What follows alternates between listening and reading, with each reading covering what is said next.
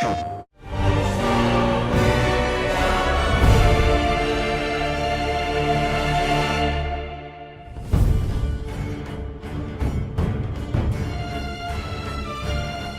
of War has always benefited from the beauty, the depth of the lore and the myth that it is based on. And now, you guys, I don't want to say you reset everything, but you kind of have this whole new palette to paint with, right? Because you're in a new kind of mythos, a new lore of the world. Yeah, I mean, it's massive, too. Like, the weird thing about Norse mythology is it has so many different translations, so many different interpretations that it's this very tangled web when you start researching it and trying to understand.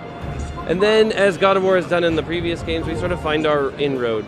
Ways that we can kind of parallel path things that are going on and feel like we've injected ourselves into a little bit of that history. So there is a story about this stonemason who has a bad run-in with Thor and ends up getting a chisel knocked in his head. And that actually turns out to be a level that we're going to visit in the game. Tell me a little bit about the research. A lot of it is the initial research. You know, everybody on the writing team was reading the prose eddas and really starting to research how the myths were translated, how they kind of spread out and are told, as well as then the art team. We had a large group of people go out to Iceland, which we had some really cool experiences with them out there. So they went there for an art research trip, and then we actually rented this church to actually record some of the soundtrack in. Oh, unbelievable. Man. It's so good, and both times all I got to do was see it on like a little monitor.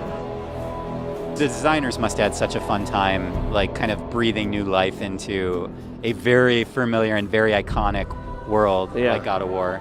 Yeah, it's the artists all kind of talk about like this is the type of game that they really want to work on, and I think you can really see that throughout all of the team. Everybody really gets a tremendous amount of freedom to create in these worlds. It's not just like creating I'm creating a building that you've seen before. This is all like the blend between the fantastic and the real, and finding that sort of level of grounding as a launch pad to go into something that's just crazy. These are the toys from E3 2016. This black runestone is a key artifact in the game, kind of a main story point. That right there is the journal that Atreus carries around with him. So at that time, books were not really used. They did not have bound books. So this was an unusual thing in this world. And this is kind of the way that we link all of our UI together. So you're going into his journal. Through his journal. Yeah, and it's a really neat way because you're kind of getting this insight into Atreus a little bit because it's in his voice. These are the various knives that they have. So Kratos' knife and the mother's knife. You know, these are kind of things that you pass on, right, in your family. So the idea of in the E3 thing, it was like your mother's knife, this is yours. That passing on of the knife is that sort of rite of passage for him. This idea that he is going to begin a new phase of his life. Every single part of this world has a story. Every single part of this world connects to sort of the core theme of family and fathers and sons and mothers and sons. Like everything all connects to it. Brock and Sindri have a complicated family relationship that you affect, that you change, right? And they're the guys who are just like upgrading your equipment. And you know, like I wanted to make sure that there wasn't anything about this game that didn't feel like it was just rich with the lore. Is the father-son relationship just completely central to this experience, would you say? That was the core building block, right? Like that's where all of this began. It began with that idea of like, all right, he is a character that everybody feels they knows very well, right? That Kratos is the sort of one-note vengeance man, and we needed a reason, I think, for him to change or desire to change, right? And I had my son, and there was a shift in me that I want to actually be a better person in some ways, a bit more patient, right? And it's a constant struggle, a journey, just like the journey that he is, right?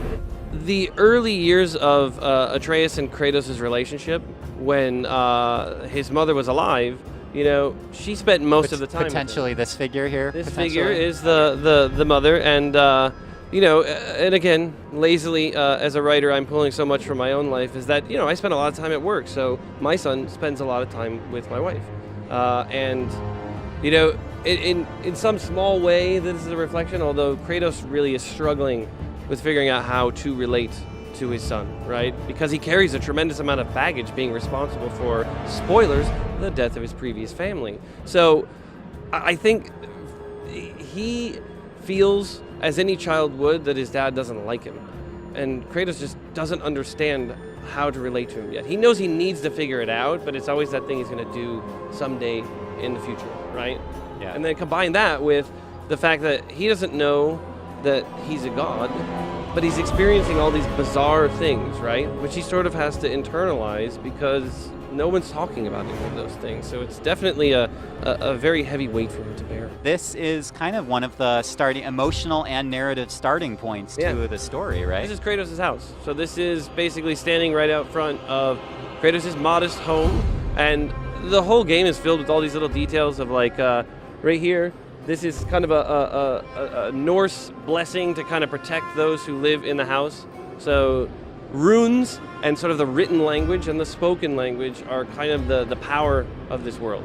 So they use it to, like the tattoos that Atreus has all over are kind of like steady mind. He has that tattooed on the back. And then, you know, strength and precision for his sort of bow draw arm. So it's kind of a neat way to fold in this sort of language into the world. The son's ability, to contrast what Kratos' abilities are, brute strength and power, and the son's ability is, I have intelligence, right? I have the ability to understand others, so much so that he actually can hear the sort of feelings and thoughts of other creatures. So he has this sort of empathetic angle to him as well. It's fantastic. Chris Judge, our Kratos, put it the best in an interview I was doing at PSX, I think, when he said, how can you father if you've never been fathered yourself, right? And it's like Kratos' complex past of having, you know, Zeus as a dad, and having his dad try to kill him really kind of damaged his ability to understand what fatherhood really should be. And I mean, Zeus obviously had his own psychological cross to bear because his dad tried to eat him. So really, like, mythology is wonderful.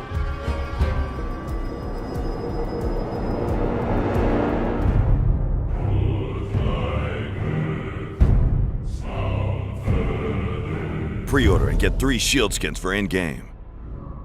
PlayStation